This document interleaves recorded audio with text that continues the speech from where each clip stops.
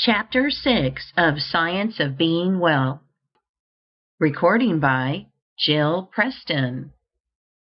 Science of Being Well by Wallace D. Wattles. Chapter 6. Use of the Will.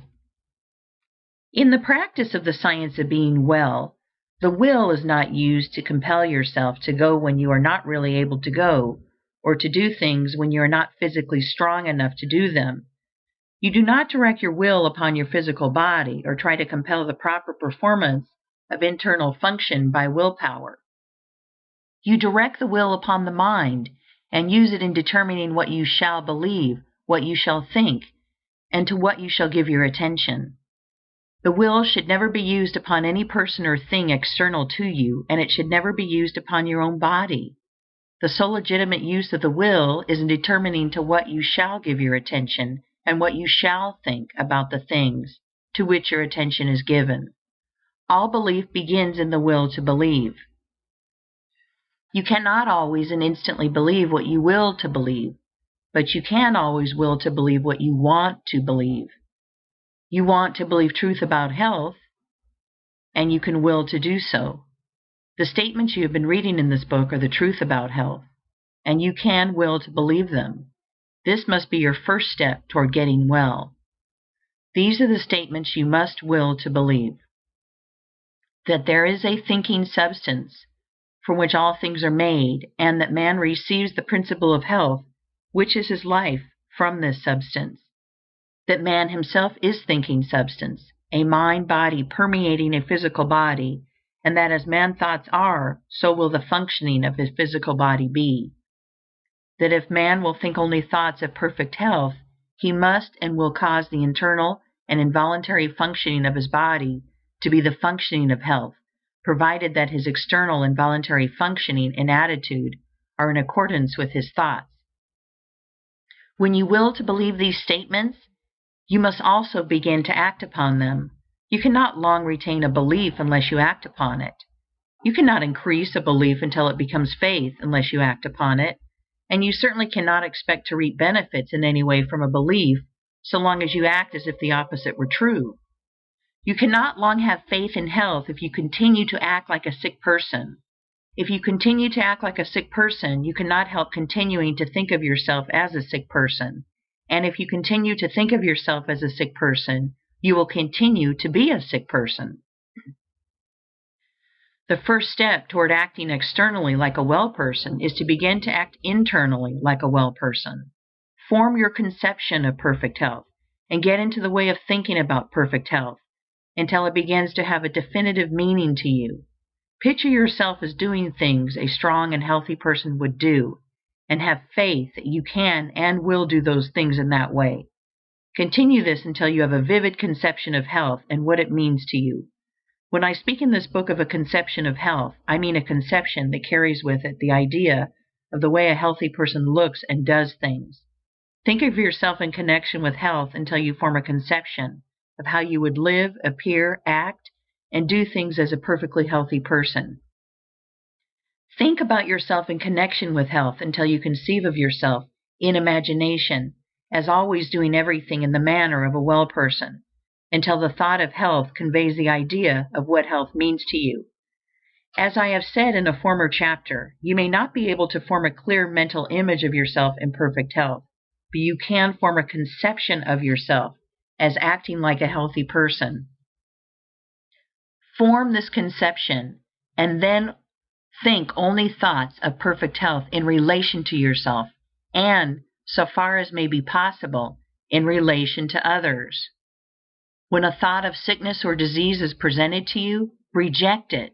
Do not let it get into your mind. Do not entertain or consider it at all.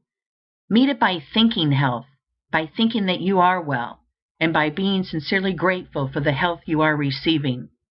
Whenever suggestions of disease are coming thick and fast upon, and you are in a tight place, fall back upon the exercise of gratitude. Connect yourself with the Supreme. Give thanks to God for the perfect health He gives you, and you will soon find yourself able to control your thoughts and to think what you want to think. In times of doubt, trial, and temptation, The exercise of gratitude is always a sheet anchor which will prevent you from being swept away. Remember that the great essential thing is to sever all mental relations with disease and to enter into full mental relationship with health. This is the key to all mental healing. It is the whole thing. Here we see the secret of the great success of Christian Science, more than any other formulated system of practice. It insists that its converts shall sever relations with disease and relate themselves fully with health. The healing power of Christian Science is not in its theological formula, nor in its denial of matter, but in the fact that it induces the sick to ignore disease as an unreal thing and accept health by faith as a reality. Its failures are made because its practitioners, while thinking in a certain way, do not eat, drink, breathe, and sleep in the same way. While there is no healing power in the repetition of strings of words, yet it is a very convenient thing to have the central thoughts so formulated that you can repeat them readily, so that you can use them as affirmations whenever you are surrounded by an environment which gives you adverse suggestions. When those around you begin to talk of sickness and death, close your ears and mentally assert something like the following: There is one substance, and I am that substance. That substance is eternal, and it is life. I am that substance, and I am eternal life. That substance knows no disease. I am that substance, and I am health. Exercise your willpower in choosing only those thoughts which are thoughts of health, and arrange your environment so that it shall suggest thoughts of health. Do not have about you books, pictures, or other things which suggest death, disease, deformity, weakness, or age. Have only those which convey the ideas of health, power, joy, vitality, and youth. When you are confronted with a book or anything else which suggests disease, do not give it your attention. Think of your conception of health and your gratitude, and affirm as above. Use your willpower to fix your attention upon thoughts of health. In a future chapter I shall touch upon this point again. What I wish to make plain here is that you must think only health, recognize only health, and give your attention only to health, and that you must control thought, recognition, and attention by the use of your will. Do not try to use your will to compel the healthy performance of function within you. The principle of health will attend to that. If you give your attention only to thoughts of health, do not try to exert your will upon the formless to compel it to give you more vitality or power. It is already placing all the power there is at your service. You do not have to use your will to conquer adverse conditions or to subdue unfriendly forces. There are no unfriendly forces. There is only one force, and that force is friendly to you. It is a force which makes for health. Everything in the universe wants you to be well. You have absolutely nothing to overcome but your own habit of thinking in a certain way about disease, and you can do this only by forming a habit of thinking in another certain way about health.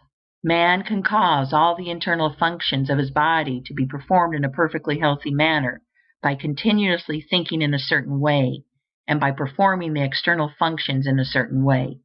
He can think in this certain way by controlling his attention, and he can control his attention by the use of his will. He can decide what things he will think about. End of Chapter 6. Recording by Jill Preston.